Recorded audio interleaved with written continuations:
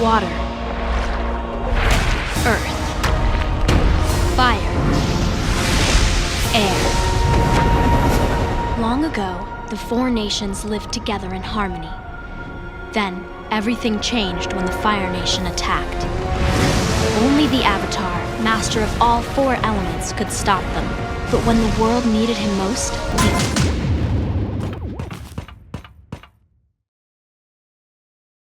A well-made roguelike is something special. There's something endlessly appealing and addictive about the ability to load up a game and get a complete start-to-finish experience in under an hour, whether you win or lose.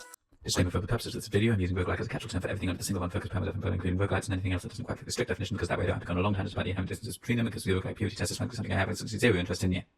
Finding a new roguelike that really clicks with me is one of the surest ways for me to completely hyperfixate on a game, slowly getting deeper and deeper into its mechanisms, unpicking the systems that hold it together, and using my ever-widening knowledge to get further and further each time until I really feel like I've mastered it.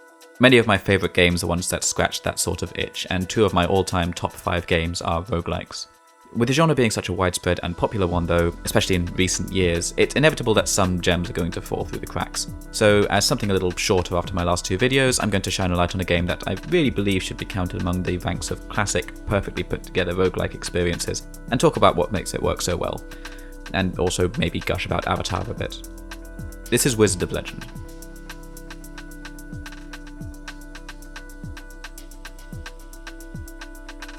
Wizard of Legend was released in 2018 by developers Contingent 99, the 2-person team of Bundy Kim and Dahoon Lee, after a successful 2016 Kickstarter. As with many roguelikes, the story of Wizard of Legend is pretty straightforward. You're a wizard, you want to be a legend. That's about it. The framing device of the game is the Chaos Trials, a set of ancient tests that wizards go through in order to prove themselves and which supposedly no wizard has completed before.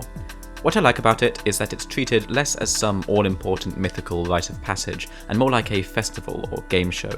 Like American Ninja Warrior, but with more spike pits. Even the bosses are fairly jovial and light-hearted, making puns and giving you words of encouragement when you beat them. This is also woven into the game's tutorial, where you travel through a modern museum exhibit set up to display features of the trials, teaching you the game's mechanics while also acting as world building. When you win a run, you get returned to this modern era where your run is showcased and memorialized, as it's revealed that you, the unassuming museum patron, were in fact the icon at the center of its exhibit. It's a lovely little bookend. The trials are divided into 3 sets of 3 levels, the first 2 of each set being your classic randomized roguelike layout guarded by a mini-boss, with the 3rd level in the set being a single boss fight. Each set is focused on one of the game's 5 elements, with a mix of standard and unique enemies, and all enemies, mini-bosses and bosses gain new abilities depending on how deep you go. This elemental system is the heart of Wizard of Legend, and we'll be taking a more in-depth look at it later on because it's a big part of what makes this game so great. After making your way through all 9 levels, there's a final mini-boss challenge, then the fight against the final boss and gatekeeper, Master Sura. Again, I want to come back to him as his boss fight is a really interesting and well-crafted one. To kick things off though, let's talk about movement. Here for a rematch? trust me, Zuko, it's not gonna be much of a match.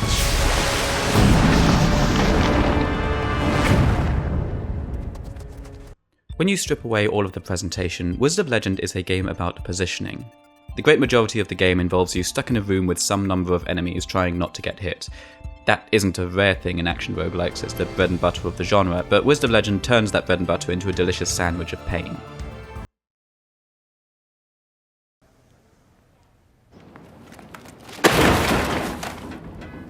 Many of these spaces are so tiny and so claustrophobic that trying to kite or dodge enemies forever to get that perfect, safe position is basically impossible, meaning if they want to survive, the player has no choice but to go on the offensive. And this is very much by design because it ties into a key aspect that makes one of the game's centerpieces. Wizard of Legend has almost no iframes. Iframes in games, for those who don't know, are those brief moments where you take no damage during a certain action. You'll see them pop up in almost every action game ever in one form or another. Common examples: dashing, dodge rolling, or other forms of specific avoidance move generally include iframes during the animation, with the intention that you use these to nullify enemy attacks by dodging through them. Attack animations will generally include some number of iframes once the vulnerable and interruptible wind-up animation has completed, and while some wouldn't include it under the same banner, there are also the moments of mercy invincibility you get after getting hit. These are also common that they're less genre staples and more just unwritten rules of action gaming. And then Wizard of Legend comes along.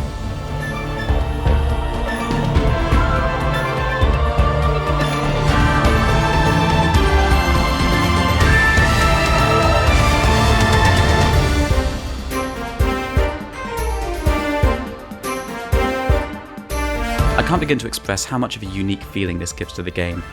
When you first start out, it almost feels unfair, as one errant dash or mistimed attack has you stun-locked and half your health bar torn away. And for players who are used to other action roguelikes, the muscle memory almost makes it more difficult. God damn it! But once you get into the right mindset and start to feel the flow of the game, it creates this amazing constant tension. Every room feels like you're on a knife's edge. Any moment can have you gang-piled on by a swarm of enemies. You need to be constantly moving, constantly aware of every surrounding enemy and projectile, while at the same time not moving thoughtlessly, as one panicked dash out of danger could send you face first into a hail of bullets. In this way, players are very quickly taught to reach that kind of flow state that mixes split-second planning with sheer reactive instincts. And I want to really emphasize that this removal of a key cornerstone of the genre hasn't been done carelessly. The game has clearly been designed around this. Projectiles are destructible, so you have the option to go through as well as around, and nearly every attack you have is freely cancelable so that you can stop whatever you're doing and reposition at any point. Most attacks have some form of movement tied into them, which adds to this constant need to position yourself.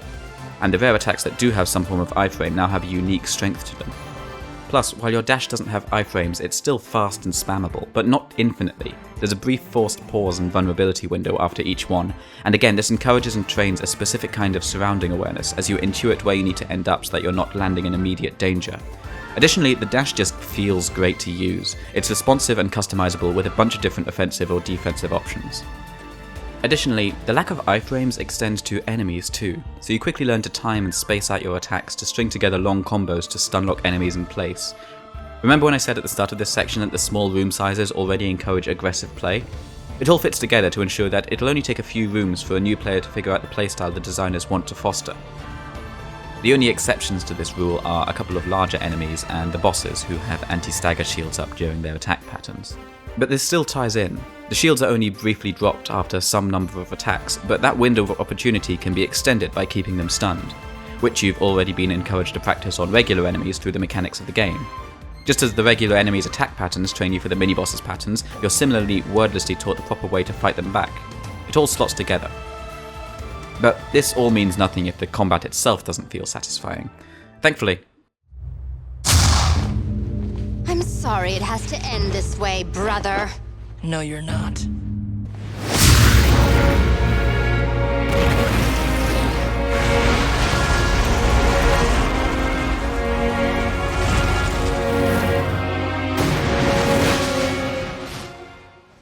Okay, let's get to the crux of this video.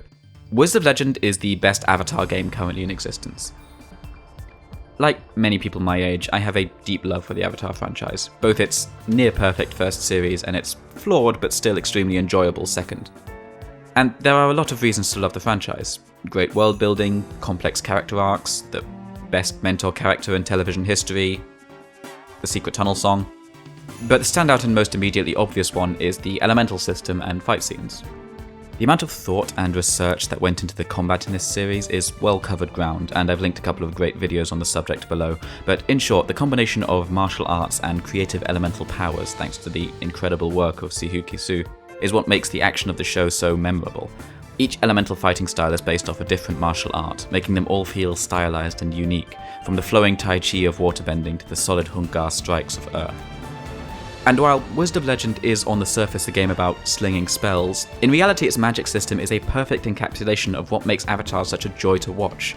It may not have the same incredible story or characters, but in terms of letting you feel like one of Avatar's elemental masters, there really is no other game out there. Here's a controversial opinion. Traditional elemental fighting systems in video games often kinda suck. Elemental powers in video games most commonly fall into one of two camps. You've got the kind most commonly seen in RPGs, where you're able to sling cool spells and effects around so long as you have the mana to pay for it. And then you've got the kind seen in action games, where the elements are generally seen in the form of weapon buffs or maybe a brief one-off burst attack. But neither of these really help you feel like an Avatar character, a real master of the elements. The resource-bound stop-start nature of RPGs can be good for building an intricate web of strengths, weaknesses, and interactions, but it's never going to be able to replicate the fast, fluid martial arts of the show. And while action games have the speed, there's a world of difference between an attack with a flaming sword and... or shooting out a quick blast of air and... Up until Wizard of Legend, I would say the game that came closest to capturing that feeling of elemental mastery was probably Magicka, primarily due to the eschewing of any kind of mana system. Sure, your movement was still pretty slow and stilted, but you could do stuff like this with no stopping until you died. Which you would, because it's Magicka. Like Magicka, Wizard of Legend has no mana system at all. There are cooldowns on your spells, sure, but these aren't MMO multi-minute long cooldowns. Even dropping an entire meteor on your enemies can be repeated every 6 seconds. No, yeah, by the way, there's a spell that lets you drop a meteor on your enemies. I love this game. Combine that with a freely spammable basic attack, and the fact that you'll generally have 3 to 4 other different abilities to work with, only a couple of floors into a run, and you have a magic system that takes any kind of careful resource preservation and throws it right out of the window. The only resource you need to worry about is your health. Restorative abilities are at a premium, and even health potions from the shop lose effectiveness the more you buy. You're fragile, but fast, and able to hit like a truck if you play right. Very much a glass cannon. Oh, wait, I have that already. Adding on to that feeling of Avatar-like speed is the way movement has been woven into the design of the abilities. I spoke already about the dash and how kinetic this game is, so having every ability force you to stay in place and shoot from a distance would make things feel jerky as you move, then fire, then move, then fire, and so on. Instead, while some moves do fit in the above camp, a huge number includes some manner of movement as part of the attack, from dashes to jumps to spins to even the occasional teleport. And just like Avatar, every element has its own specific feel to it. While there will still be a wide range of movements and attack styles and speeds within each element, they'll be clustered differently. Combine that with aesthetic distinctions, and a specialized run could have you as a nimble lightning warrior dashing from place to place, a red mage filling every room with waves of fire, or a master of earth who quite literally punches their enemies into the ground. Or just as likely a chaotic mishmash of elements desperately using whatever you can to survive, in the best of roguelike traditions. Compare some of the different jumping attacks between the 5 elements for an example of the care that's been put into the aesthetics of this game. Thunderdrop teleports you forward and has quick, chaotic strikes. Airborne Slam has a graceful lift followed by a hawk-like dive down, and Seismic Entry lets you stamp around like a kid having a tantrum. Despite all of these attacks being functionally very similar, the little touches in timing and presentation makes using them feel completely different. This is also a good point to talk about the way Wizard of Legend lets you customize your builds, and in particular how you start a run. Many roguelikes start you off as a completely blank slate with only a basic attack, or perhaps choosing from a limited selection of equipment, forcing you to build on the fly. And that's fine, there's nothing wrong with that, and it's a classic roguelike facet, but I really love the way Wizard goes against the grain. Most spells have an upgraded signature version, which starts as a stronger form of the basic version and can be further charged into these ridiculous rune-clearing monstrosities. Using one is always an event, the game pauses for a moment, the effects get ramped up, it's great. When you start a run, you get to choose 4 starter spells. A basic attack, a dash, a standard attack, and a signature, plus a relic that can buff you or change your playstyle in various ways. This signature is the only thing that's locked in place, everything else can be switched out for new rewards you discover during the run. But having this many usable moves right away means that right from the off you're encouraged to think about spell synergies, combos, and combinations. And more to the point, you can start building them immediately. Before the run even starts, you can choose a specific theme, whether that's a focus on a specific element, or building around a certain relic, or just some strange gimmicky idea that might blow up entire rooms or get you killed instantly, and then immediately begin with that theme partially fulfilled. In a genre that so often has you working with what the RNG gods deign to give you, having this flexibility is extremely freeing. Don't take this to mean that the game is easy though, it's hard as hell, and the bosses are no exception. And speaking of forced segues, So, you're blind? I see everything that you see, except I don't see like you do. I release a sonic wave from my mouth.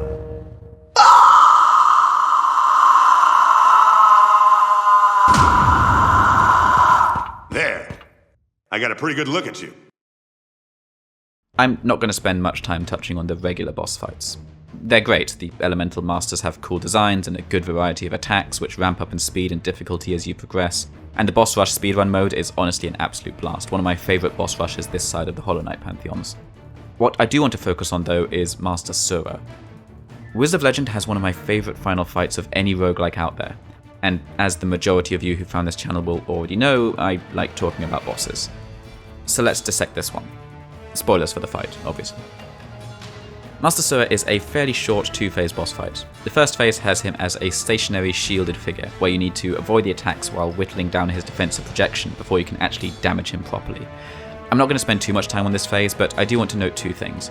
Firstly, unlike the other bosses which have much more defined lines between offense and vulnerability, Sura's cage does not have the longer pauses the other bosses have, and can't be stunned, meaning that you need to be better at timing your attacks between his. Admittedly, not too hard to do, and you still get a chance to wail on him as usual once the shield is down. Secondly, these attacks work as training for the second phase of the fight. They work similarly to the second phase's big haymakers, but they come from a stationary position and as such are much easier to predict. Then, once you take down that first health bar,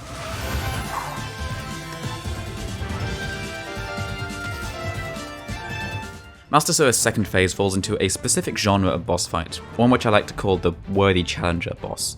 It's the kind that's designed to feel like you're fighting an equal by putting you up against a foe who is very similar to you in size, stature, moveset, etc. When done right, these fights can be some of the most satisfying to beat, as you feel like you've proven your mastery of your character's body and moveset by taking on an equal. It mirrors that feeling of beating a real-life opponent in a fighting game, say. Sura is set up to mirror the player in a few different ways. Firstly, just like the player, he's extremely mobile and constantly dashing between his attacks. Unlike the other bosses, he even still moves during his moments of vulnerability after his big set pieces, making it harder to pin him down and stun him. I really like this touch. It gives the player a taste of what they put the previous bosses through by constantly dodging their attacks. Secondly, Sura uses a variety of attacks straight out of the player's own playbook. Literally, his regular attacks are ones that the player can use themselves. He also mixes them up constantly so that you have a slightly different variety of attacks to deal with every move cycle, keeping you on your toes. It all adds to that feeling of unpredictability that makes for a good, worthy challenger boss. As for the attacks themselves, Sura's move cycle follows a three-step process. Firstly, a random selection of 4 different elemental moves, then a 5th stronger attack of the unused element, which is also stolen from the regular bosses. The basic moves are a mixture of short and long range, while the larger attacks take several forms but always covers a good chunk of ground, encouraging careful spacing. The final move in the cycle takes one of 3 forms: an even larger area of effect move that generally takes up about a third of the arena, a fast-tracked series of shots that requires kiting, or a collection of 1 health summons that encourage precision spacing and linger until destroyed, and are generally just the worst things in the world. I hate them so much. As well as being an escalation in scope from the prior bosses, both in cycle length and in attack spread, Sura's final moves act as a teaser and promise of power. Beating him will reward the player with a Chaos Arcana of their own, frequently one which mirrors one of the moves used against the player. For the first time winner, it works as a kind of reversal. We've just had Sura mimicking the player's elemental prowess with his early attacks, and now we get to take some of his power in return. But really, at the end of the day, Sura is still only an AI NPC. To really get that ultimate feeling of taking control of an avatar elemental master, we'd want the ability to challenge ourselves against... Wizard of Legend has 2 forms of multiplayer, both local. There's co-op, where you work together to find the best combination of attacks to turn the entire game into a bullet hell shooter for your enemies. And there's a versus mode, where you can finally find out what happens when 2 overpowered builds collide, and is pretty much what you'd expect would happen when a game that's based around fighting carefully balanced computer-controlled mobs lets you go up against each other. Roughly the same result as Sledgehammer would have on a pocket watch.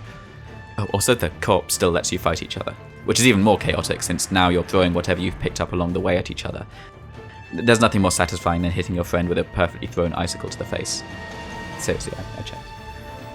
When I think of the best Avatar fight scenes, I generally think of those great one-on-one standoffs where 2 masters of their respective elements fight to outmaneuver each other, constantly juking, pulling out new tricks, using their respective powers in all sorts of new and inventive ways. And, okay, maybe Wizard of Legend doesn't quite meet those same heights, but until someone manages to make some sort of horrifying mashup of Tekken, Pokemon, and Toy Bash, it's sure as hell the closest thing we've got. Which really brings me to the point of this video. Wizard of Legend isn't a perfect game. There are criticisms I could make. It's occasionally finicky, some of the environments and enemies can be a bit samey, and I'm not a fan of the way it randomly hides pickups in destructible scenery, encouraging you to obsessively smash everything in sight. On the other hand, there are things I love that I haven't mentioned. The cursed relics that can completely break a run, the brilliant soundtrack by Dale North, bombastic without being intrusive, and which I've mostly been using in this video.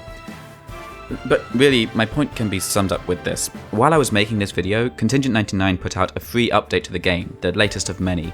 It adds a whole bunch of new spells and rebalances, new interface tweaks that streamline things in so many little ways, and even a completely new optional bonus phase for Master Sura that I can't really properly break down yet because I haven't beaten it because oh my god, what the hell is going on now?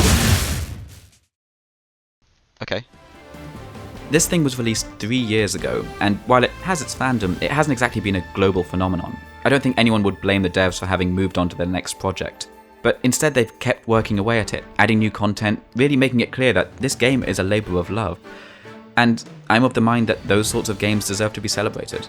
So, if you're looking for a new, fast, frenetic roguelike experience, something that really lets you harness the elements in a way few games manage, maybe go check it out.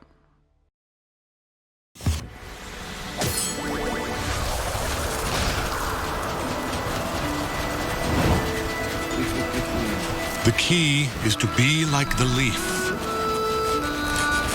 Flow with the movement of the gates. Put an ad on the front page. Cash money for a picture of Spider-Man. Cave Johnson here. Now, are you a rusher? Or are you a dragger? Or are you gonna be on my fucking time?